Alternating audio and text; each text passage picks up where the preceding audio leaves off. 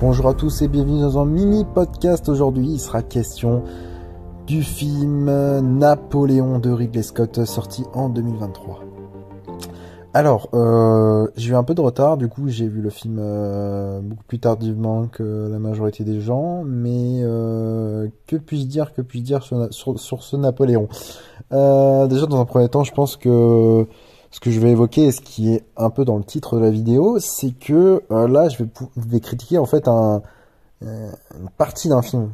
Parce que, on le sait bien, ce n'est que la version cinéma, donc la version producteur, ce qui peut se comprendre avec le fait que souvent les producteurs sont assez frileux à sortir un film de très très long. Et là, on le sait déjà depuis longtemps, il y a la Director's Cut qui va sortir sur Apple TV de Ridley Scott, du coup de 4h30, où on aura aussi l'occasion d'avoir des actrices et des acteurs qui n'étaient pas présents dans le montage le montage de base et le montage qu'on a pu voir.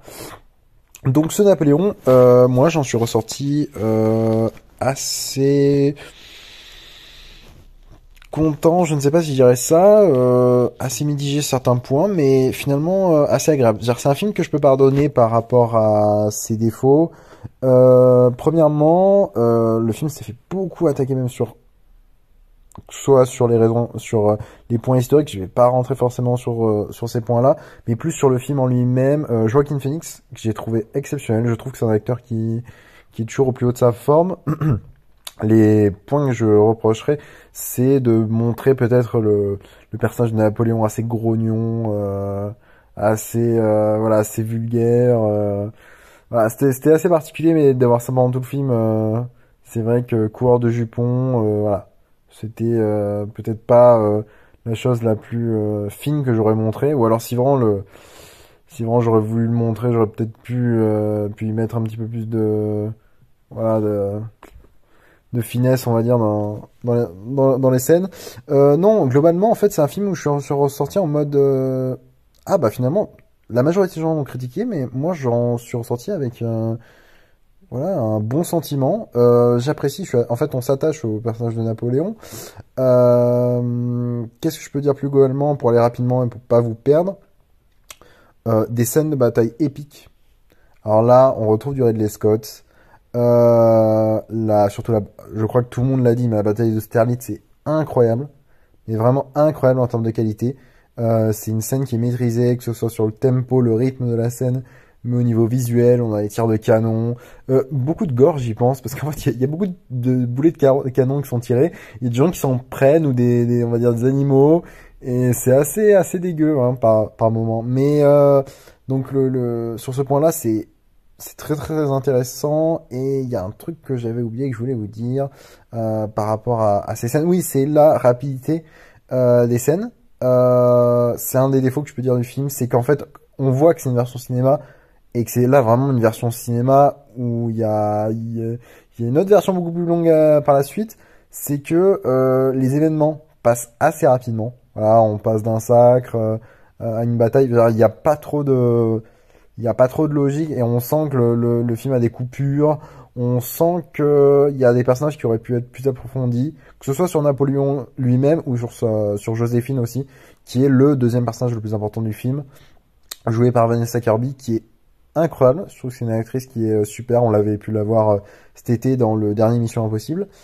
Non, c'est un film, je pense, on va dire même sur la version cinéma, voilà. Je peux avoir des reproches sur ça. J'en reste assez mitigé en fait sur d'autres points, sur la manière dont il traite voilà, le personnage de Napoléon ou même le personnage de Joséphine. Donc c'est assez particulier. Et je dis ça parce qu'en fait moi j'ai vraiment pas vu le temps passer. J'ai adoré, donc pour moi les deux scènes les plus marquantes c'est Austerlitz et la scène de fin que je trouve incroyable, que je ne spoilerai pas, mais qui est assez révélateur en fait je pense que pense Ridley Scott sur Napoléon et sur sa vision du Napoléon. Sinon le film, quelques petites surprises assez intéressantes si on parle d'anecdotes. Rupert Everett. en général Wellington. Alors ça c'est assez particulier parce que c'est un acteur peut-être qui va rien vous dire, mais c'est un acteur qui était assez connu fin 90 début 2000. Il avait fait un joué dans un film qui s'appelle Della Morte Della More, qui est un film assez sympa où il joue un fossoyeur dans un cimetière et qui joue voilà dans ce film-là. On retrouve quelques acteurs donc connus, mais ce qui est assez intéressant, c'est qu'en fait on n'a pas un film du coup manichéen ou autre, mais un film vraiment qui euh, arrive à trouver comment dire une égalité, on va dire dans le traitement des personnages. J'ai quand même les petits reproches que j'ai pu faire avant.